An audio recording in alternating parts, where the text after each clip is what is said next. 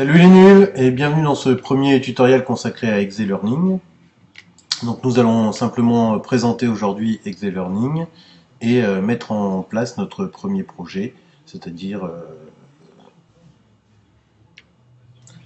paramétrer le logiciel et mettre en place quelques pages. Alors nous allons lancer ExeLearning.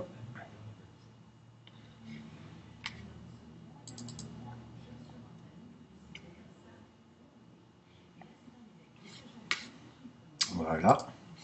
Donc ExeLearning en réalité se lance avec le moteur de Firefox. Il s'agit donc d'un logiciel auteur destiné à la base aux plateformes de e-learning, des LMS. Et son avantage est qu'il peut générer des pages web, mais surtout des pages au format SCORM, c'est-à-dire intégrables dans des LMS type Moodle ou Claroline, qui permettent par exemple aux professeurs de récupérer les résultats. Donc ExeLearning permet de créer des pages web avec des contenus très variés, mais permet aussi d'intégrer différentes activités. Alors, par défaut, lors de son ouverture, ExeLearning débute sur une page vide, qui est en fait le cœur du projet. Et donc, il nous suffit d'insérer nos différentes pages. Alors, tout part d'une racine, et ensuite, une arborescence va se créer. Donc je vais créer 3 pages accessibles depuis la racine.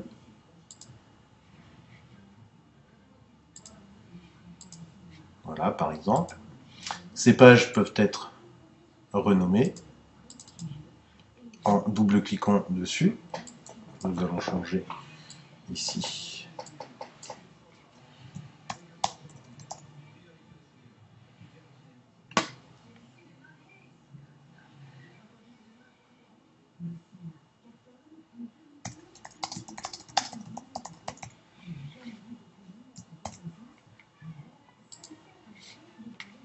Voilà.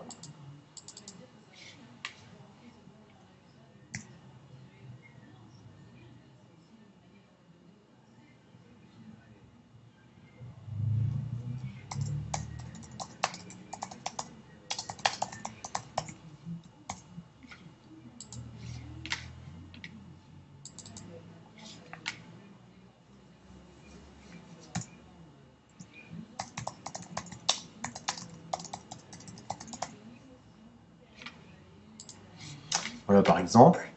Je peux ensuite définir une sous-arborescence qui est appelée par défaut section. Donc je vais mettre plusieurs pages par exemple. Donc même principe, il est possible de changer le nom.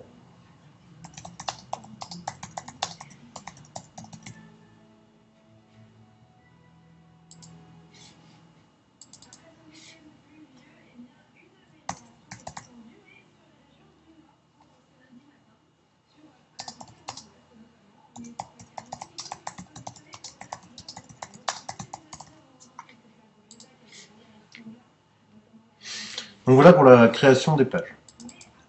Il est bien sûr possible de changer la page d'arrivée. Je vais lui donner le titre de mon chapitre.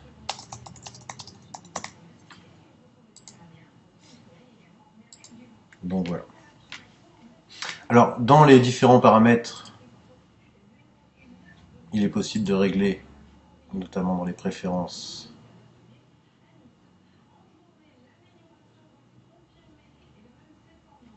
la langue.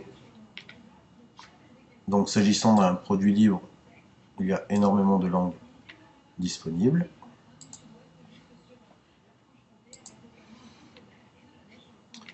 Voilà par exemple. Donc mon interface est revenue. Il est possible de modifier le style. Différents styles sont disponibles. Nous verrons plus tard qu'il est possible d'en créer si on le souhaite.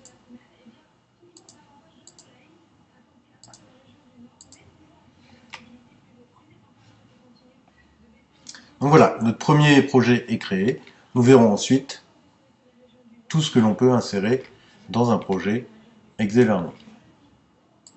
Donc nous allons l'enregistrer.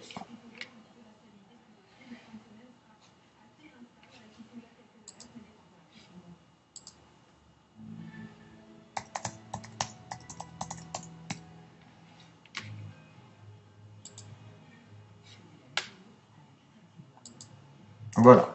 Donc par défaut, l'enregistrement se fait sous un format ELP, donc Exe Learning Package, que nous pourrons ensuite simplement réouvrir en double-cliquant dessus.